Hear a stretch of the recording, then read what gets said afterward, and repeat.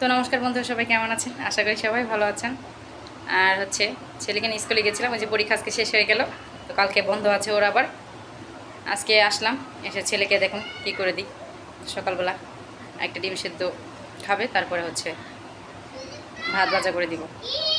আর রান্নাবান্নাগুলো বাকি আছে এখনও পর্যন্ত, তো রান্নাবান্নাগুলো করবো। তো দেখতে থাকুন, সাথে থাকুন। সকালবেলায় আর যে স্কুল থেকে আসলো তখন এখন ডিম সেদ্ধ করে দিলাম আমি। তো আমার ছেলের একটা বাজে বদভ্যাস আছে, সেটা হচ্ছে ডিমের কুসুম খায় না। সে সাদা অংশটা যতটা খায় কিন্তু কুসুম খেতেই চায় না। তো কী করব ভেবে পাচ্ছিলাম না, তো একটা টেকনিক মাথা থেকে বের করলাম। তো দেখেন কী করি।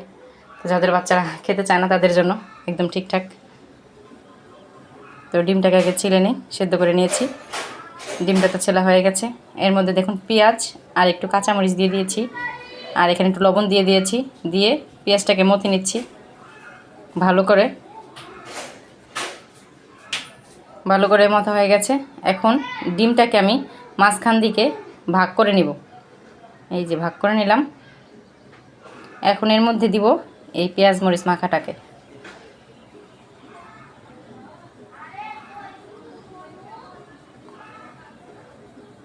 তো মরিচটা বাদ দিয়ে দিয়েছি আর পেঁয়াজটাকে দিয়ে দিয়েছি। এখন দেখি ওর সামনে নিয়েও কী করে। তো আজকে প্রথম আমি ট্রাই করতেছি।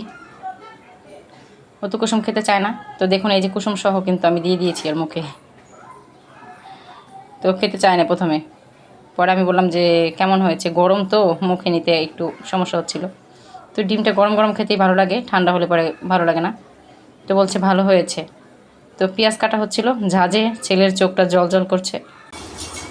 ওকে এখন ভাত ভাজা করে দিব। তো ভাত ভাজার জন্য এখানে ডিম দিয়ে ভাত ভাজা খেতে কিন্তু পছন্দ করে, তার জন্য ডিমটাকে আগে পেঁয়াজ মরিচ দিয়ে ফেটিয়ে নিয়েছি, তারপরে কড়াইয়ের মধ্যে ছেড়ে দিলাম।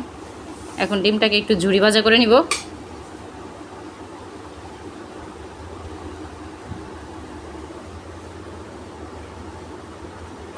তো ডিমটাকে সুন্দর করে একদম নেড়ে চেড়ে ভেজে নেব।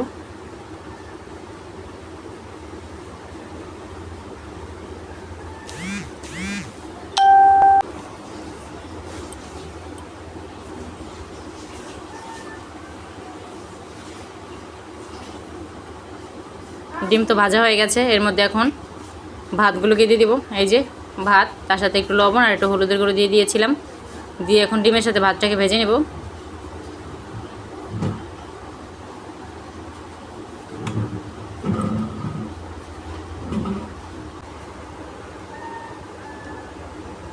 ভাতগুলো তো প্রায় ভাজা হয়ে গেছে,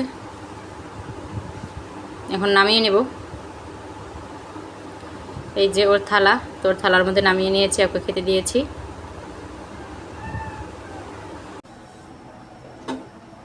ডিম রান্না করব। এই যে ডিম সেদ্ধ করে একদম ছুলে পরিষ্কার করে নিয়েছি। এখন কড়াইয়ের মধ্যে দিয়ে দিলাম তেল।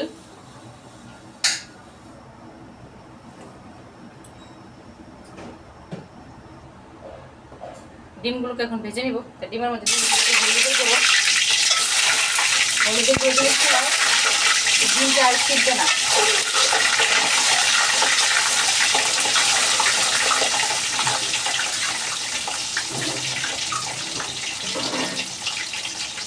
আর এটাকে এখন ধরে এইভাবে নাড়ালেই কিন্তু এই যে হলুদের যে রঙটা, সেটা সব ডিমের মধ্যে কিন্তু লেগে যাবে।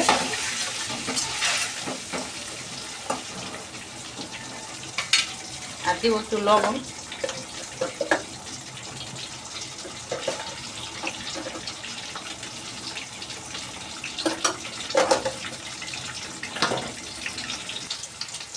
ডিম ভাজা তো হয়ে গেছে, এখন আমি তুলে নিলাম ডিমগুলোকে।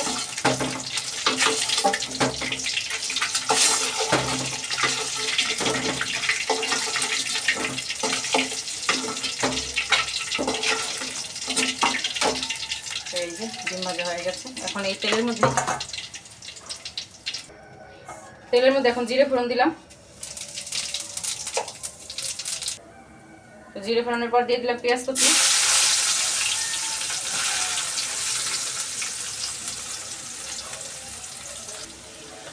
এখন দিয়ে দেবো এর মধ্যে একটু লবণ, পরিমাণ মতো লবণ দিলাম।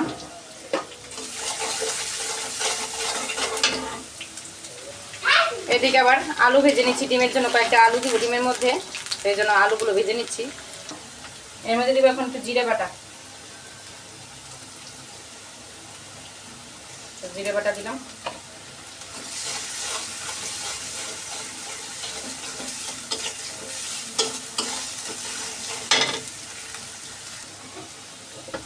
জিরে বাটা তো সুন্দর ভাজা হয়ে গেছে। এখন এর মধ্যে দিলাম একটু হলুদের গুঁড়ো, তার সাথে দিব মরিচের গুঁড়ো, সামান্য পরিমাণে জল দিব।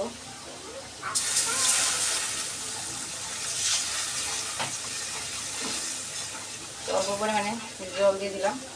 এখন মশলাটাকে কষিয়ে নেব ভালোভাবে। তারপর ভাজা আলুগুলোকে মশলার সাথে কষাবো সুন্দর করে। ছেলের জন্য আরও একটা জিনিস তৈরি করবো, এই যে আলুর ঝুরি ভাজা। তো এই দিয়ে দিলাম তেলের মধ্যে। তো তেলের পরিমাণটা একটু বেশি দিতে হয় ঝুরি ভাজা করতে গেলে।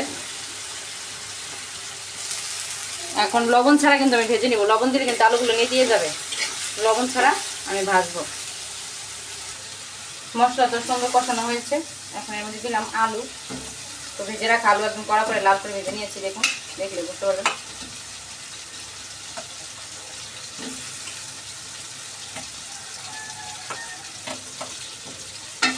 এখন আলুর সাথে কষিয়ে নেব ভালোভাবে।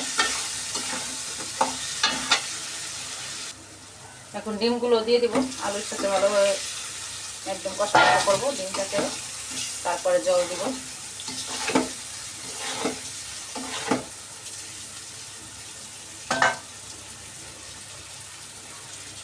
এই যে ঝোলের জন্য জল দিয়ে দিলাম।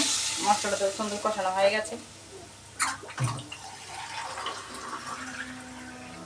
আর একটু জল লাগবে, সেটাও দিয়ে দিলাম। এই যে আর লাগবে না।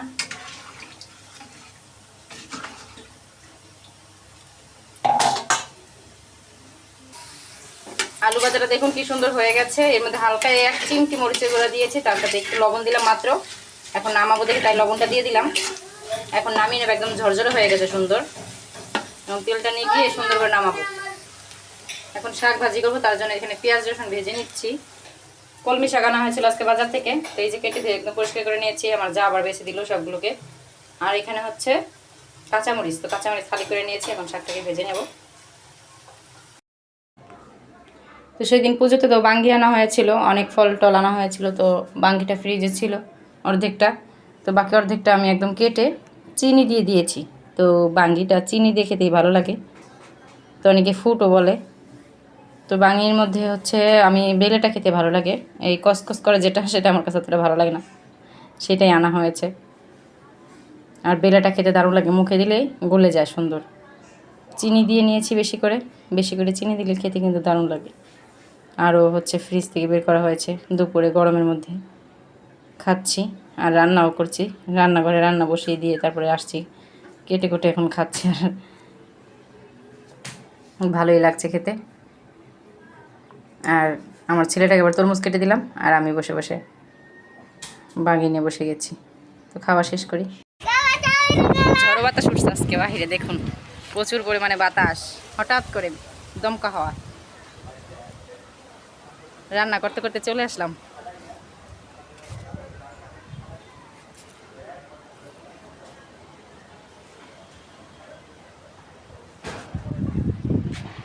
দেখুন আপনাদের দেখাই, দেখেন কি পরিমাণে বাতাস। ঠান্ডা বাতাস, ভালো লাগতেছে খুব।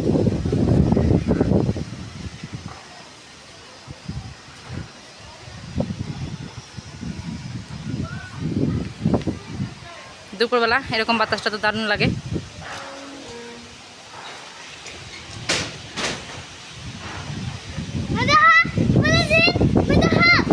ওই প্রচন্ড পরিমাণে বাতাস। ডিমের ঝোল রান্না হয়ে গেছে, নামিয়ে নেব। নামিয়ে নিয়েছি। শাক ভাজা হয়ে গেছে, এই যে একদম ভাজা ভাজা করে নিয়েছি। এখন নামিয়ে নেব।